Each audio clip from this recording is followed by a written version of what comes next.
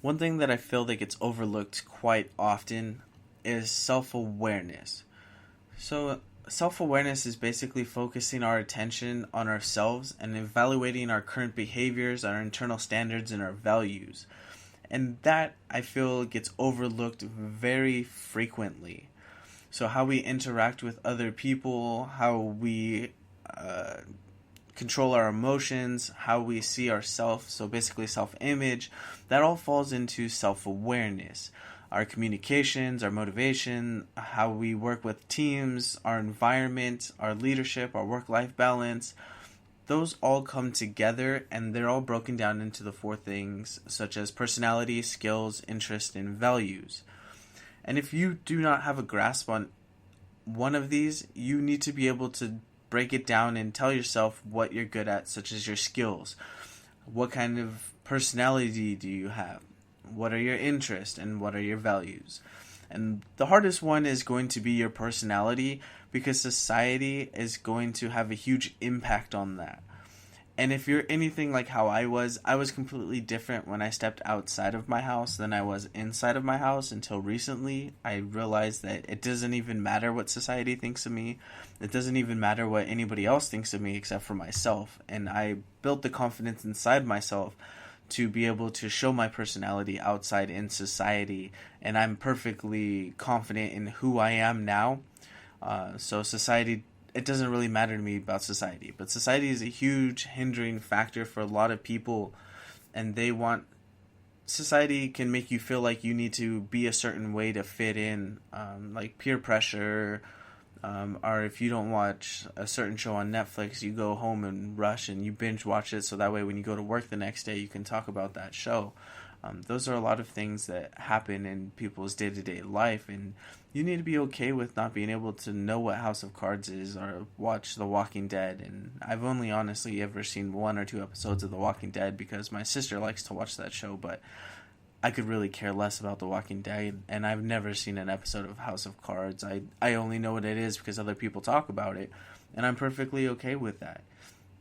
And your values are another huge thing. I mean, if you don't have your values in line, you're just going to be floating around and you're not going to have a backbone. I feel that your values is the biggest part of self-awareness. I mean, it's your backbone, and the other three will help you get to where you want to go. But if you don't have your values down, you're not going to know who you are as a person. You're not going to be able to get your skills in order or your interests.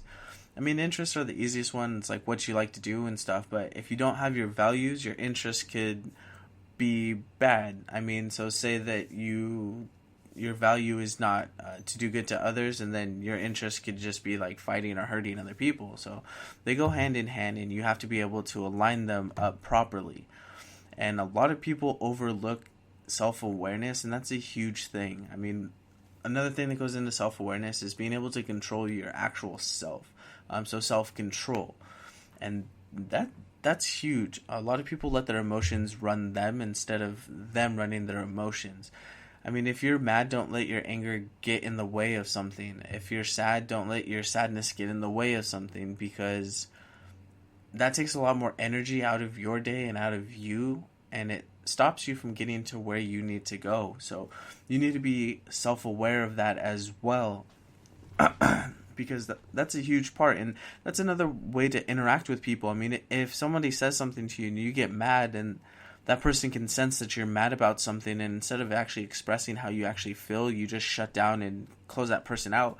That could be a problem later on in life when you want to interact with certain people. You let your emotions get into the way of perfect conversation, and that could be very hindering for your success or for where you want to go in life. And as a person as well, as an actual human as well, being able to communicate with other people is a huge thing. And if you're not aware of how you're responding or reacting to other people, you could offend somebody in a manner, or you could actually not even have the interaction altogether because you're not very good at communicating.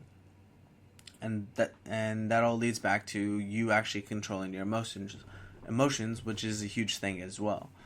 Another huge thing is people's work-life balance. I feel that everybody wants to never work, but always have the life part. And So spend time with friends, family, and everything, and that's all good. But sometimes in life, your work-life balance may be there and it may not be there. I mean, if you're starting off to be an entrepreneur, your work-life balance is probably going to be very slim, and it's going to be balanced on one side, which is just work, and your life side might be obsolete, or it might be very minuscule.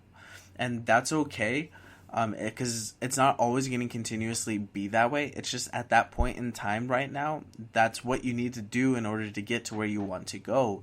And I feel that a lot of people's value on work-life balance is a little skewed, because they want it to be 50% all the time, or they want it to be more balanced into life instead of actually work. And the only way that you're going to get that is actually if you already own a business. And even then, a lot of people that are actually owning their own businesses, the work-life balance isn't balanced more towards life. It's might be a little bit more skewed towards work, because they know that they continuously have to put in work, and if you're growing your company, you have to put in more work to keep that company afloat. So your work-life balance is one of those other things that a lot of people are not too sure how it should balance.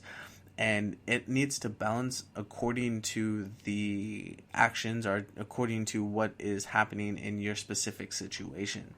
So don't have one set value on work-life balance, which is life outrules work, because it may not work that way, and sometimes work has to conquer life in that specific manner. And I know that you don't want it to be that way, but in order to self-improve, sometimes you have to do things that other people aren't willing to do. And especially if you want to be an entrepreneur, I mean, you definitely have to get out there, and you definitely have to have more of the balance towards work, because you have to be working a lot harder to make it into the industry that you want.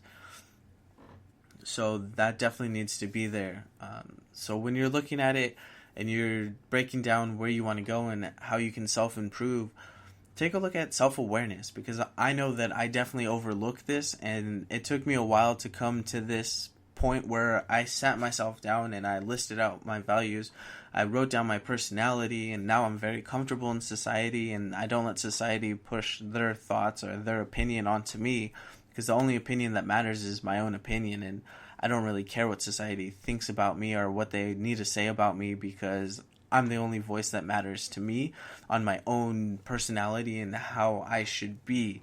And if somebody wants to say something to me, then by all means go ahead and say something to me, and I'll take it as it is, and I won't look too far into it. And if it's something that needs to be worked on, then I'll work on it. If it's something that I feel that does not help me, then I will definitely discard of it.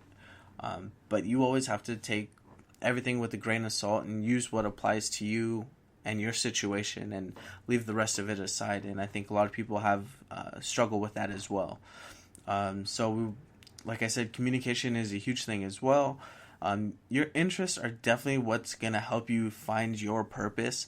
And like I had mentioned before in another video or another podcast, that you should try to integrate one new thing every day in your life to be able to help you find out what it is that you want to do in life.